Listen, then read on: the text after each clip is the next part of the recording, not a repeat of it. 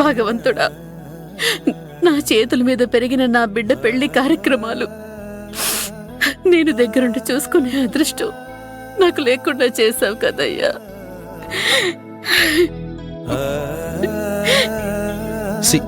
సీతమ్మా, ఇక్కడున్నావా?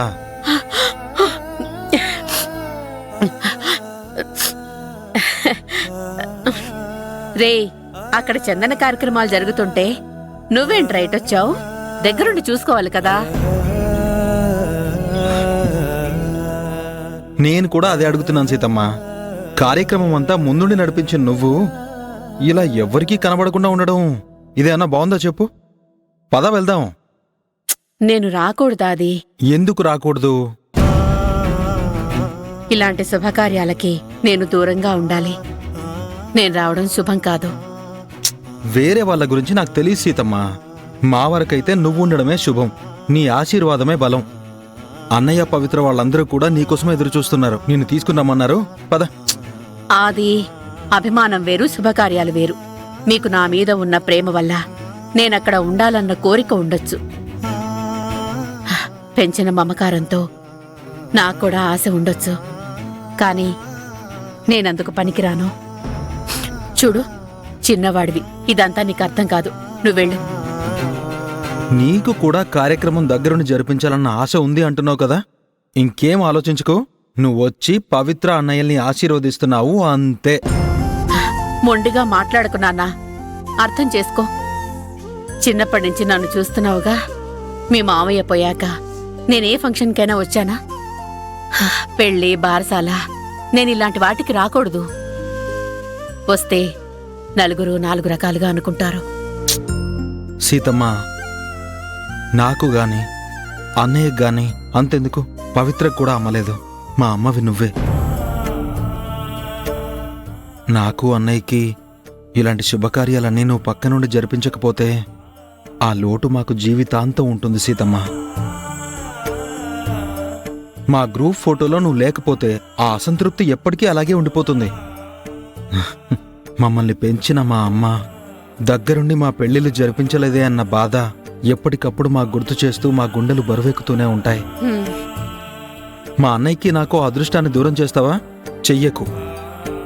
ఈ సెంటిమెంట్ల పేరుతో మమ్మల్ని దురదృష్టవంతులు చేస్తావా? చెయ్యకు. అనుకునే వాళ్ళు బోల్డ్ అని అనుకుంటూనే ఉంటారు. అవన్నీ వదిలేయ్, ఓకే? నువ్వు పెంచిన నీ బిడ్డల గురించి నువ్వు ఆలోచించు సీతమ్మా. రా సీతమ్మ, వెళ్దాం. అది కాదురా. ఇంకా అది కాదు, ఇది కాదురా. నువ్వు రా.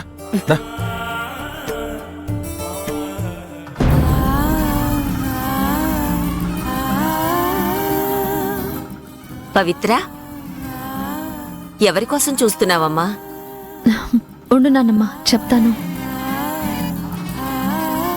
నాకు చందనం రాయాల్సిన మరో ముఖ్యమైన వ్యక్తి సీతమ్మ. తన కోసమే చూస్తున్నా నాన్నమ్మ.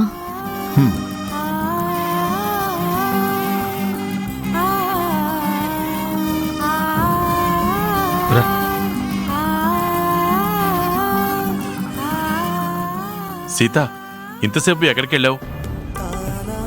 సీతమ్మ, మమ్మల్ని పెంచింది నువ్వే. మా పెళ్లిలో జరిగే ముఖ్యమైన కార్యక్రమంలో నువ్వే లేకపోతే ఎలా?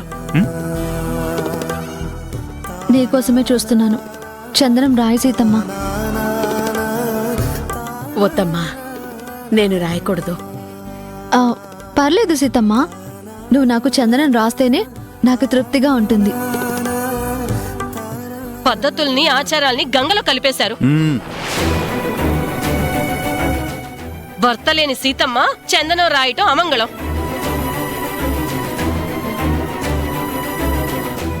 అభిమానం ఉంటే ఇంకెక్కడైనా చూసుకోండి. ఇలాంటి వాళ్ళ చేతులతో శుభకార్యం చేయించి అపశకునం మూట కట్టుకోకండి. వాసుకి, నీ పద్ధతులు, ఆచారాలు నీ ఇంట్లో శుభకార్యం జరిగినప్పుడు చూసుకో.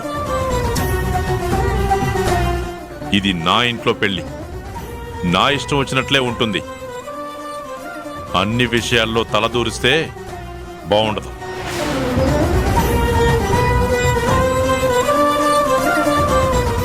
సీత, నువ్వు చందనం రాయి. అన్నయ్య. సీతమ్మా, రా సీతమ్మా. అది నా మాట విన్నా. సీతమ్మా,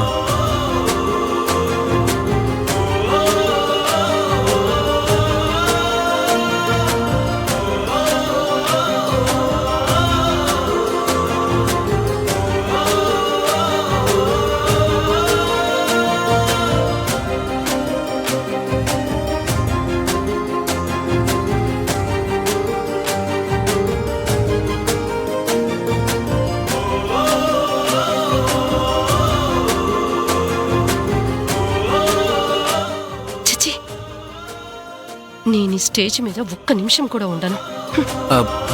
బాస్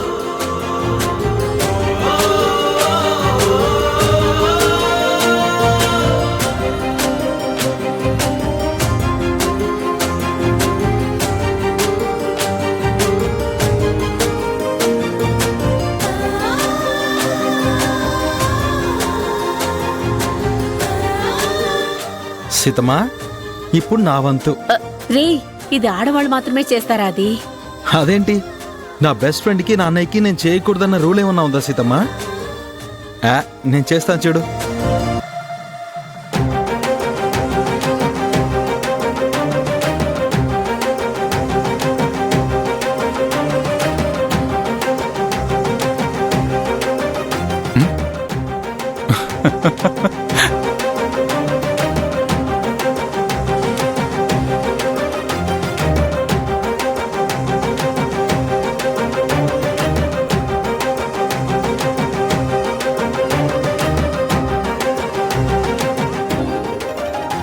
ఇదెక్కడ విడ్డూరం? మగపిల్లలు చందనం రాయడం ఏంటి? కలికాలం.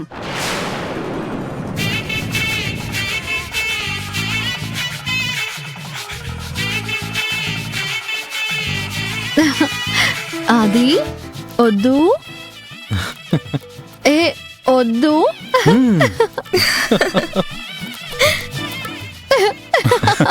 వద్దు.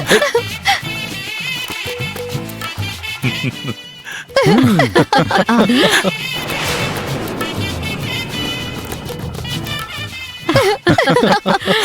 ఇదేంటక్క, ఆ అమ్మాయి అన్నని పెళ్లి చేసుకుంటూ తమ్ముడితో అంత చనువుగా ఉంటుంది? ఇద్దరు స్నేహితులంట. నాకు ఇందాకెవరో చెప్పారు.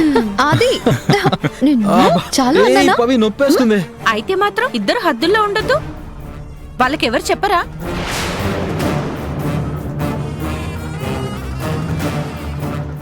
ఆవిడ పెళ్లి కొడుకు అత్తయ్య. మన మాటలు వినేసింది. ఇప్పుడేమంటుందో ఏమో. ఇప్పుడేదో అన్నారు. అదేం లేదండి, మీరు తప్పుగా అనుకోకండి. ఇందులో తప్పుగా అనుకోవడానికేముంది? మీరు కరెక్ట్ గానే అన్నారు. ఒకసారి అటు చూడండి. నిన్ను ఏంటి నువ్వు చెప్పాను.